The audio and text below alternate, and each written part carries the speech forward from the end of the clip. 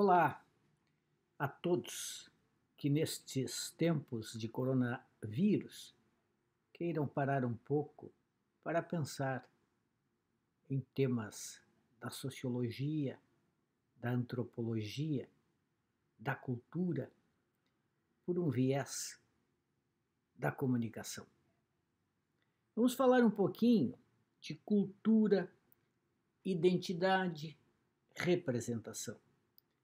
Todos nós sabemos que as sociedades se estruturam com base em valores, narrativas fundadoras, mitos, representações. Agora, quando todos somos obrigados a pensar sobre aquilo que nos une, que nos liga, que nos mantém coesos, somos também, de certo modo, obrigados a pensar de maneira simples ou sofisticada sobre essas noções. Os mitos são importantes para as sociedades. Em termos pomposos, podemos dizer que os mitos são também estruturantes. Eles são o quê? Narrativas, o que cada lugar ou nação conta sobre si mesmo. Como conta? Por que conta?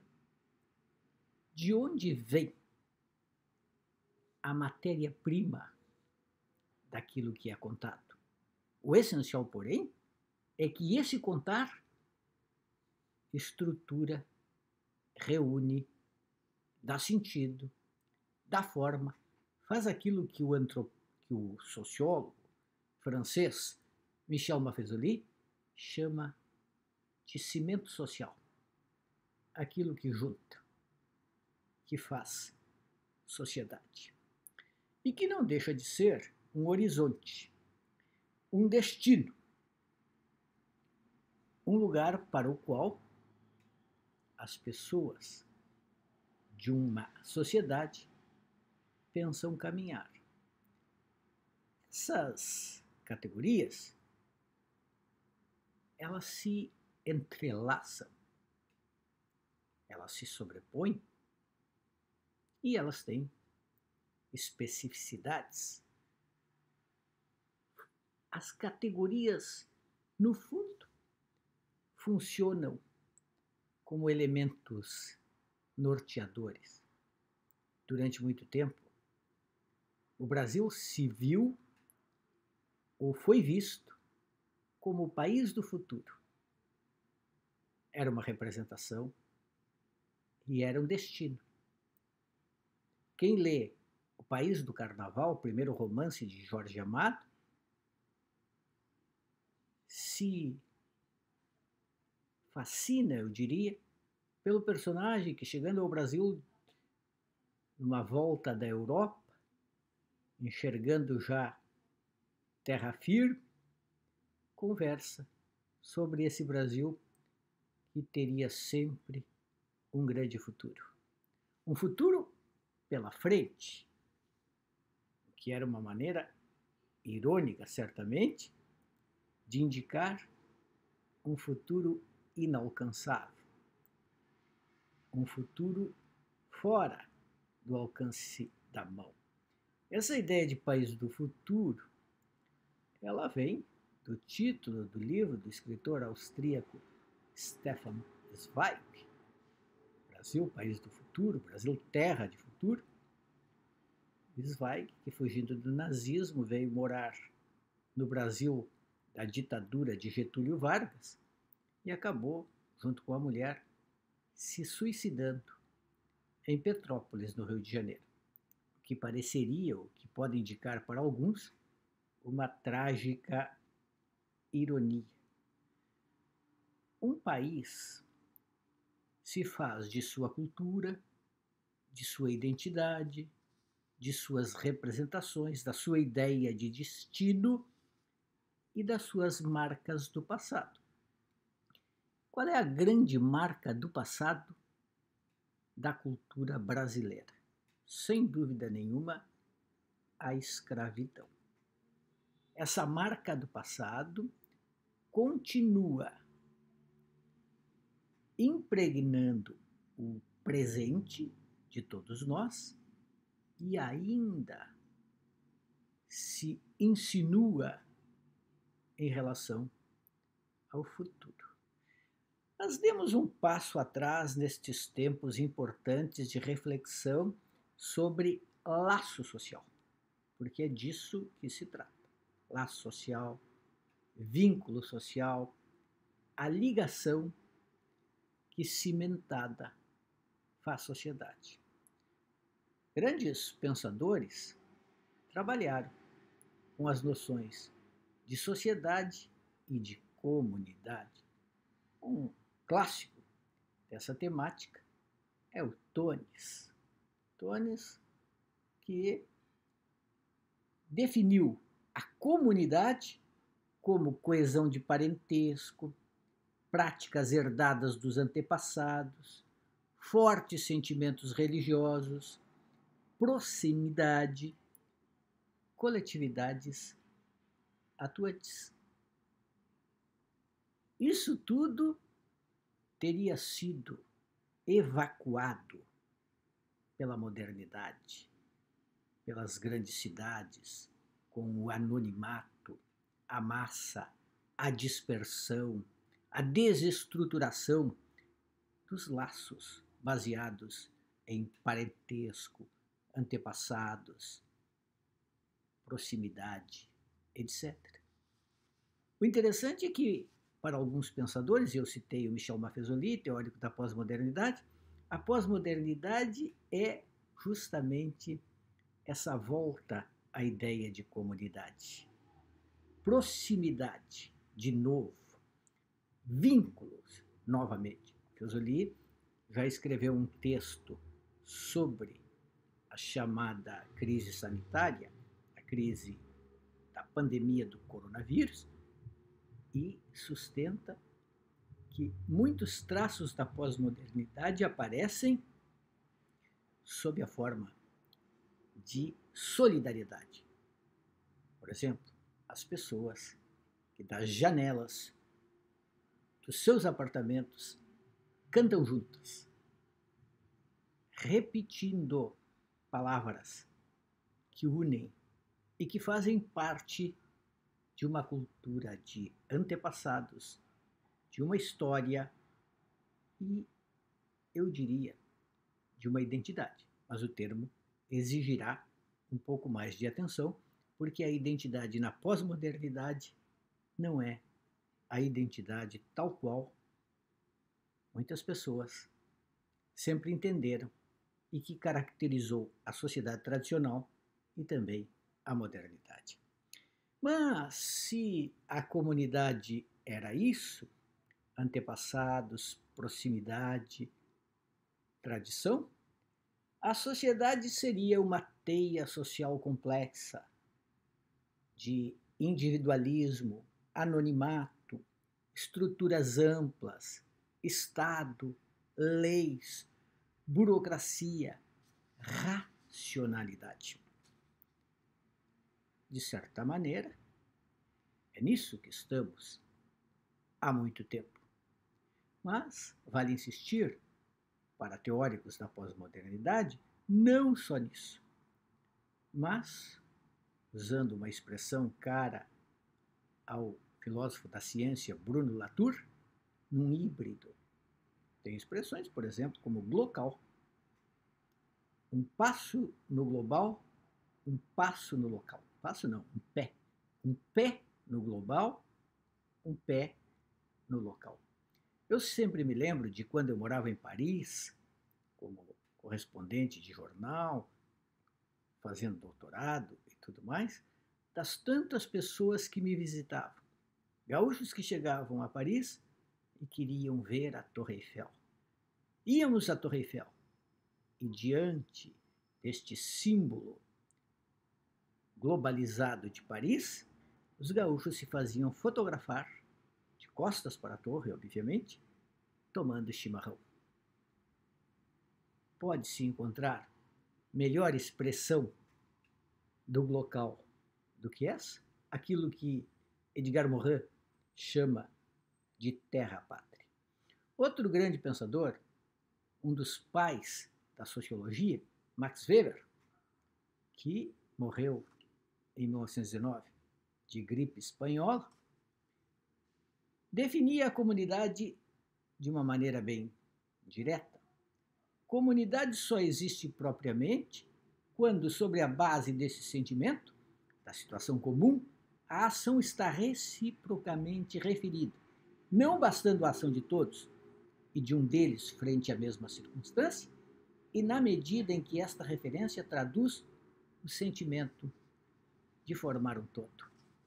Estamos formando um todo neste momento? De repente, saímos do anonimato, do consumismo, da globalização e voltamos a ser humanos de mãos e corações dados, buscando um amparo comum para vencer a pandemia? Weber definia modos de ação fundamentais para a estruturação social. Ação social racional com relação a fins, quando os atos estão orientados para um fim específico, por exemplo, tenho que trabalhar para ganhar dinheiro. Ação racional com relação a valores, atitudes passam a ter influência direta de nossas crenças morais. Ação social afetiva, aquelas ações que fazemos porque cultivamos algum sentimento, positivo ou negativo, em relação às pessoas. Ação social tradicional, costumes que seguimos por tradição ou hábitos. Exemplo, festas, maneiras de cozinhar, de vestir-se, uma memória afetiva. Qual delas nos define? Um pós-moderno como eu não hesita. Todas. Somos esse híbrido. Mesclamos todas essas possibilidades. Neste momento, apostamos na racionalidade da ciência e damos as mãos. E virtualmente, porque não é possível, neste momento, se tocar. Max Weber questionava: ao estudarmos qualquer problema da história universal, o produto da moderna civilização europeia estará sujeito à indagação sobre a que combinações de circunstâncias se pode atribuir o fato de, na civilização ocidental, e só nela, terem aparecido fenômenos culturais que, como queremos crer, apresentam uma linha de desenvolvimento de significado e de valores e de valor universais. O universal é uma invenção do Ocidente. Um universal, obviamente, ocidental. Um universal abstrato, ocidental e etnocêntrico. Um universal que mostraria uma contradição incontornável do iluminismo, ou um universal ainda por se realizar, por se completar. A pós-modernidade diz que o universal é a grande ilusão, a perigosa ilusão da modernidade. Mas estou falando en passant de grandes pensadores, não poderia deixar de citar Norbert Elias, o homem do processo civilizador. A gente poderia falar de cultura no sentido de realizações espirituais e artísticas e de civilização como a consciência que o Ocidente tem de si mesmo. Vejam que o Ocidente inventou essa ideia de universal, mas também inventou o conceito de etnocentrismo, pelo qual só ele se chicoteia as costas por não saber reconhecer os valores dos outros. E aí nós desaguamos no grande antropólogo Claude Lévi-Strauss, que começou a sua carreira, a sua ascensão no Brasil como professor da USP, lá no tempo da criação da Universidade de São Paulo. E Lévi-Strauss tratou, como poucos, dessa intrincada relação entre natureza e cultura. Esta frase dele me persegue. O bárbaro é, em primeiro lugar, o homem que crê na barbárie. Etnocentrismo? Analisar a outra cultura pela sua. Neste momento, nós nos perguntamos: o bárbaro está de volta? Quem é o bárbaro? O bárbaro é sempre o outro. Mas em algum momento, o outro somos nós. O vírus espalha-se e nós apontamos o dedo. O vírus é chinês, o vírus é europeu, o vírus é dos viajantes, o vírus é dos ricos.